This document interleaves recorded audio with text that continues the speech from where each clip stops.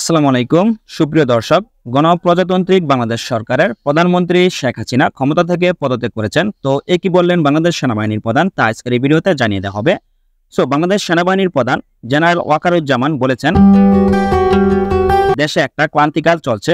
সব রাজনৈতিক দলের নেতাদের আমন্ত্রণ করেছিলাম, আমরা সুন্দর আলোচনা করেছি, সেখানে সিদ্ধান্ত নিয়েছি একটি অন্তর্বর্তীকালীন সরকার গঠন করা হবে। এই অন্তর্বর্তীকালীন সরকারের অধীনে দেশের সব কার্যক্রম চলবে। বৈষম্য বিরোধী ছাত্র আন্দোলনের গণভবন অভিমুখে যাত্রা ও কর্মসূচি ঘিরে উত্তেজনার মধ্যে প্রধানমন্ত্রীর পদ থেকে ইস্তফা দিয়ে দেশ ছেড়েছেন শেখ হাসিনা। এই তথ্য জানিয়েছেন বাংলাদেশ সেনাবাহিনীর প্রধান।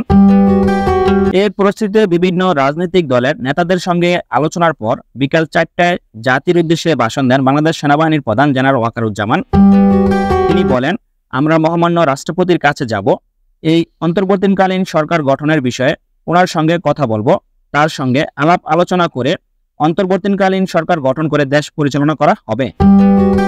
বাংলাদেশ সেনাবাহিনীর প্রধান ওয়াকারুজ্জামান তিনি আরো বলেন, সমস্ত হত্যা ও অন্যায়ের বিচার হবে উল্লেখ করে তিনি বলেন, আপনারা সশস্ত্র বাহিনীর প্রতি আস্থা রাখেন, আমরা সমস্ত দায় দায়িত্ব নিচ্ছি, আপনাদের কথা দিচ্ছি, আশাহত হবেন না, যত দাবি আছে সেগুলো আমরা পূরণ করব, দেশে শান্তি শৃঙ্খলা ফিরিয়ে নিয়ে আসব, আমাদের সহযোগিতা করেন, প্রতিটি হত্যার বিচার হবে।